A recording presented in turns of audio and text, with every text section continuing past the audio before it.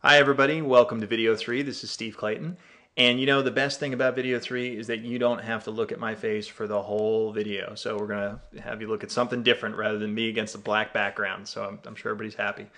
I promised you last video that I was going to show you an example of one of our e-commerce sites, and that's exactly what I'm going to do.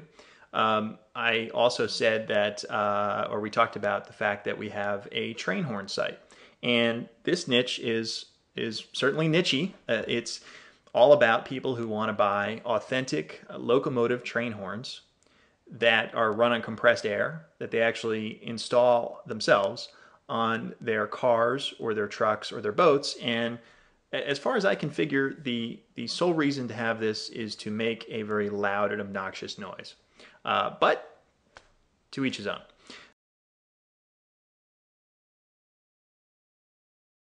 Okay, so here's the first part of the puzzle. People key in the search phrase, the keyword search phrase that we identified in our market research and that we built our whole niche e-commerce site around. Unsurprisingly, that was train horns. So you can see there's wasn't a lot of rocket science involved in that. And our site comes up, and currently we are #1 in Google for that phrase. And actually that is for US Google. So we've optimized for the US market. And so if you're in another country, it may not show up as, well, it may not show up at all. And it certainly may not show up as #1. So, you know, you do your optimization really by country. So anyway, we're optimized for the US market. And so people who are interested in buying these accessories for cars, trucks, and boats, they key in that search phrase and they see we're #1 and they click on that link and they go to our site.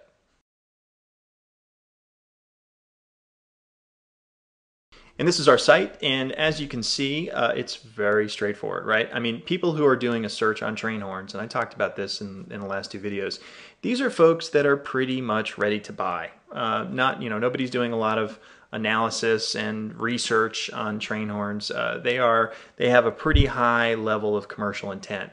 They know what they want, and they want to find a place that they feel comfortable to buy, and they feel like they're getting a good deal.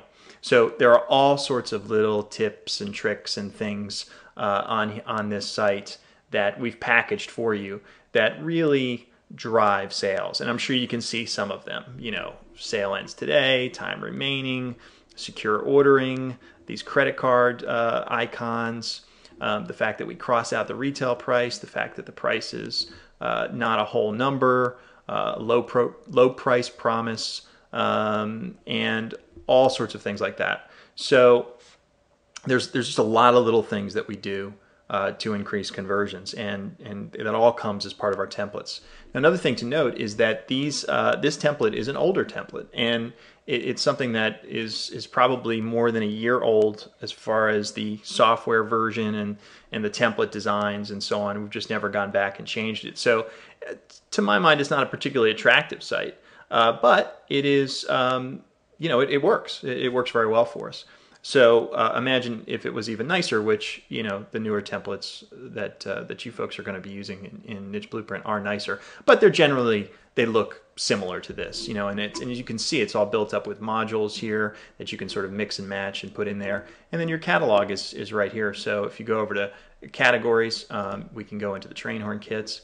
And here's another, little tip. I mean, as we look for niches to get into, we want to make things easy and we want to make the most amount of money that we can. So, we look for niches that require a very small catalog. Our catalog for train horns, at least when we started, was only 17 products. Actually, it was less than that. It was probably about 10 when we first started this. So, and then we've since added accessories and some other brand lines. But, the whole idea was, as you might imagine, pushing a button, setting up the template, that didn't take a long time. And then adding 10 things into the product catalog, that sure didn't take a long time. So the whole idea is that you don't necessarily want something that has 5,000 entries in the catalog. You certainly can do that. But we look to be able to start off a little smaller than that so it doesn't take up, hours and hours of our time. And the other thing is that we want, items that we can make enough money on. And I touched on that on the other 2 videos. we make a very, very good profit margin off of train horns. If we were selling, $20 watches that we got for $18, well, that wouldn't be very good. And we'd certainly have to make a lot more sales to do that. But we talk a lot about that when we try and pick our markets. But what I want to get across to you is that there's a lot more that goes into which niches you decide to get into. And the steps that we take you through, again, sort of get you to the point where you're practically guaranteed to be able to make decent money, because we've just sort of weeded out all the things that you won't be able to do well with. Okay, so a customer simply clicks on something, and just like anything else, they can add to the cart, they can check out. I think I already have something in the cart here. This is sample data of a test person, and we'll just check out. And again, this is, I'm not going to go all the way through this, but it's certainly familiar to anyone who's ever bought anything online. And I guess that's really just what I wanted to point out here. What you get with Niche Blueprint is something that you can implement very, very easily, that right out of the box will give you everything that you see on here. Okay.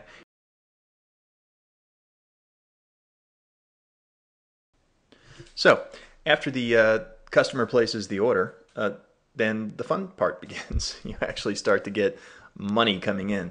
And the beauty about these things is that, right from, pretty much like the first full month that you have your site up and running, and you've started your SEO, you're making sales because you're getting traffic, and, we only went after very targeted traffic, and it's converts really well. In the second month, this site was already making it, bringing in $3,000–4,000 a month. I mean, geez, imagine if you just started 4 of these, 5 of these, right? In your second month, you could start to bring in $20,000 a month. And I mean, and I think you can see, from the look of that site, if you can push a button and install it, all the work is really finding the niches that you want to be in, right? And with our process, you could do that very quickly, okay? And so it's not crazy. It doesn't take you, 30 days to try and put together 4 or 5 of these sites. It's just not like that. They're very quick to put up. So, get 4 or 5 of them. In the second month you're operational, you're bringing in $3,000 or $4,000 a month on each of them.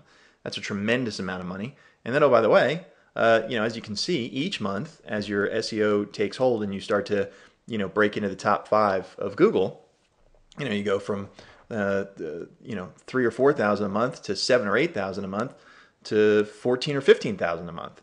And, it's lovely to see. And then, oh, by the way, if you did 5 or 10 of these sites and you're at $15,000 a month, well, you can do that math. It's just an amazing amount of money that is attainable, and that's really what I want you guys to walk away with is it's attainable. This is within everyone's reach without a doubt.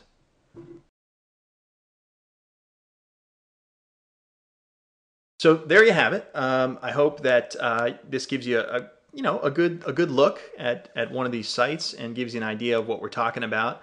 And I hope I've gotten across just how ridiculously easy it is to put together a site like this, and that it doesn't have to look like the best website on the planet, and start making a couple sales a day and start making some really nice money.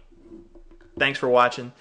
Video 4. The next one that's coming up in a couple days, we're going to go through all the questions that we've gotten over the last week or so and try and answer them. So you'll want to tune in for that. Thanks for watching. We'll see you next time.